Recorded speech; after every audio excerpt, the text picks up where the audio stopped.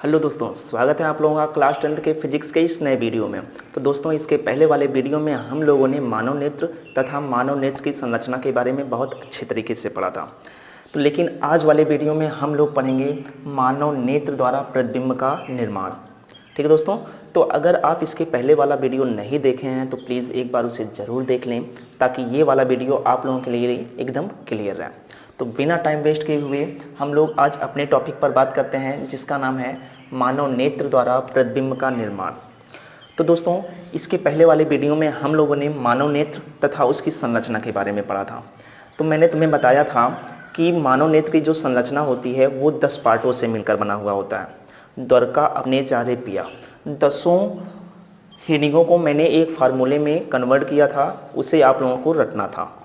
तो I hope आप लोग उसे याद कर लिए होंगे, कोई दिक्कत नहीं होनी चाहिए। तो मुझे इस वाले वीडियो में क्या पढ़ना है, मानव नेत्र द्वारा प्रतिबिंब का निर्माण, कि मतलब मनुष्य अपनी आँखों के द्वारा किसी वस्तु को कैसे देख पाता है। ठीक है दोस्तों, तो स्टार्ट करते हैं। सपोज ये रही आपकी आँख, आपको कोई वस्तु देखनी है। चलो यहाँ पर सपोज ये है आदमी, इसी को आपको देखना है, इसी आदमी को आपको देखना है। तो आपको पता है कि इस आदमी को देखने के लिए मुझे प्रकाश की आवश्यकता होगी, मतलब इस आदमी से प्रकाश आपकी आँखों की ओर आएगा। तो जब आपकी आँखों की ओर आता है प्रकाश, तो ये क्या करेगा, ध्यान से देखिएगा। जब ये प्रकाश आपकी आँखों की ओर आएगा ऐसे, तो ये कार्निया से होते हुए, जलीय द्रव से होते हुए तुम्हारी पुतली पर जाएगा। पुतली को क्रॉस करते हुए ये तुम्हारे कहाँ पर जाएगा, यहाँ पर नेत्र लेंस में।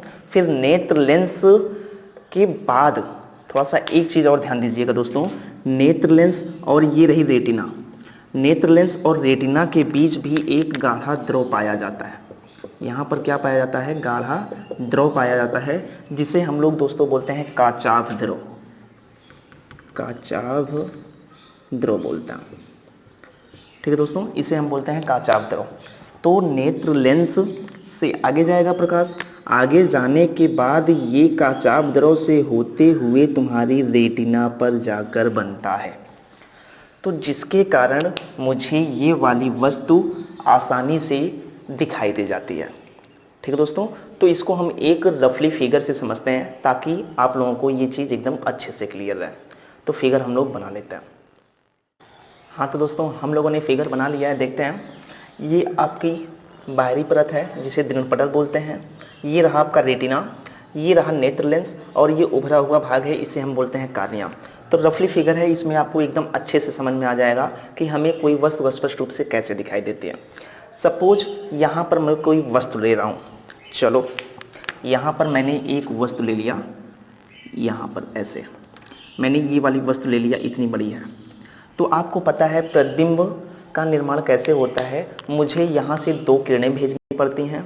जब 2 किरणें किसी लेंस से अपवर्तन के पश्चात जब वो एक दूसरे को किसी एक बिंदु पर काटती हैं, तो वहीं पर उसका प्रतिबिंब बन जाता है।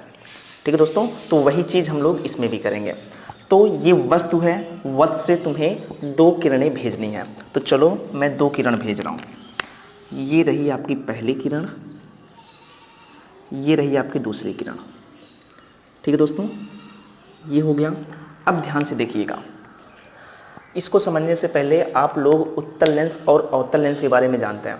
अगर आप लोग नहीं जानते हैं इसके बारे में, तो मैंने लेंस के ऊपर एक वीडियो बनाया है, तो वहाँ पर जाकर आप लोग उसे देख सकते हैं। आई बटन पर लिंक मैं दे दूँगा, आप लोग वहाँ से देख सकते हैं। तो आपको पता होगा ये क्या है, नेत्र लेंस एक उत्तल लेंस की भांति होता है। तो उत्तल लेंस क्या करता है, किरणों को अभिसरित करता है, मतलब एक ओर बटोरता है। तो किरणें जा रही थी, जाने के बाद क्या होगा, ये किरणों को अभिसरित करेगा, एक तरफ बटोरेगा। तो जब बटोरता है तो ये जो होगा अपवर्तन के पश्चात यहाँ रेटिना पर जाकर मिलेगा, ऐसे रेटिना पर जाकर मिल जाएगा। जब रेटिना पर मिल जाएगा तो यहीं पर क्या हो जाएगा, इसका प्रतिबिंब बन जाएगा।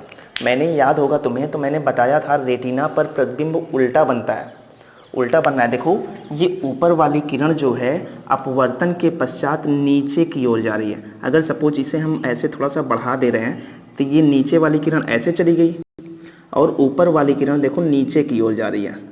तो इससे यह सिद्ध हो रहा है कि ऊपर वाली किरण नीचे और नीचे वाली किरण ऊपर जा रही है। तो मतलब ये अब प्रतिबिंब ऐसा बन जाएगा, उल्टा बन जाएगा।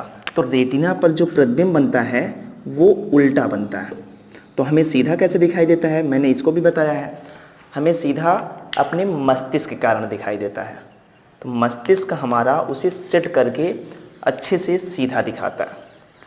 ठीक है दोस्तों, तो आई होप आप लोगों को नेत्र द्वारा प्रतिबिंब का निर्माण अच्छे से समझ में आया होगा। तो अब हम लोग बात करेंगे नेत्र लेंस की समंजन क्षमता क्या चीज़ होती है। ठीक है दोस्तों, तो यहाँ तक आप लोग कॉपी कर लो, उसके बाद ताकि मैं इसे रफ करके उसे समझा सकूँ। तो अब हम लोग समझेंगे मानव नेत्र की समंजन क्षमता।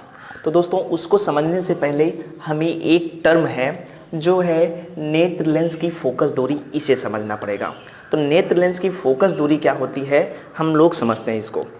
तो ध्यान से देखिएगा दोस्तों, ये है आपकी वस्तु से मैंने प्रकाश भेजा, प्रकाश भेजने के बाद ये नेत्र लेंस से टकराया, टकराने के बाद ये अब क्या होगा, अपवर्तन होगा इसका।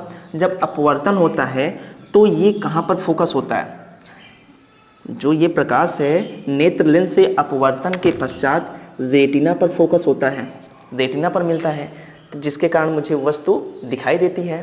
तो ध्यान से देखिएगा दोस्तों, नेत्र लेंस तथा रेटिना के मध्य जो दूरी होती है, यहाँ से यहाँ तक नेत्र लेंस और रेटिना के मध्य जो दूरी है, इसी दूरी को हम लोग दोस्तों बोलते हैं फोकस दूरी। इस दूरी को हम लोग बोलते हैं दोस्तों फोकस दूरी। क्या बोलते हैं, फोकस दूरी। अब ये दोस्तों ना फोकस दूरी जो होती है ये परिवर्तनशील होती है, ये चेंज होती रहती है। कैसे, ध्यान से देखिएगा। आपको याद होगा तो इसके पहले वाले वीडियो में मैंने बताया था कि जो ये नेत्र लेंस होता है ये किस पर टंगा हुआ होता है, सिलरी मसल्स पर टिका हुआ होता है। तो यदि कोई वस्तु हम अनंत से देख रहे हैं तो ये क्या करता है, अपने आप को थोड़ा सा लंबा कर लेगा। यदि किसी वस्तु को हम पास से देख रहे हैं तो ये ऑटोमेटिक क्या करता है, अपने आप को छोटा कर लेता है ना। तो मतलब अगर ये अपने आप को लंबा कर ले रहा है, ध्यान देखिएगा, ये अंदर वाली लाइन अब अपने आप को लंबा करेगा तो ये थोड़ा सा पतला होगा, ऐसे करके लंबा करेगा तो ये ऐसे पतला होगा, ऐसे, और इधर भी ऐसे पतला हो जाएगा, तो पतला हो गया ना। तो अब ध्यान से देखो, अब इसकी फोकस दूरी बढ़ी कि नहीं। अब देखो जो यहाँ से दूरी थी, अब थोड़ा सा यहाँ से दूरी देखो, ये दूरी थोड़ा सा बढ़ गई है, ये दूरी बढ़ गई, तो फोकस दूरी तुम्हारी बढ़ जाएगी। ठीक है, यदि यही चीज़ अब जब छोटा होगा, नेत्र लेंस जब छोटा होगा तो ये थोड़ा सा मोटा हो जाएगा, ऐसे करके, ऐसे, इसी में बना रहा हूँ, थोड़ा सा समझने की कोशिश करो कि ये थोड़ा सा मोटा हो जाएगा। जब मोटा हो जाएगा तो अब देखो फोकस दूरी घट गई कि नहीं। अब फोकस दूरी कहाँ से कहाँ तक हो गई, यहाँ से यहाँ तक हो गई, तो फोकस दूरी ये घट गई। जब लंबा हो जाएगा तो फोकस दूरी बढ़ जाएगी।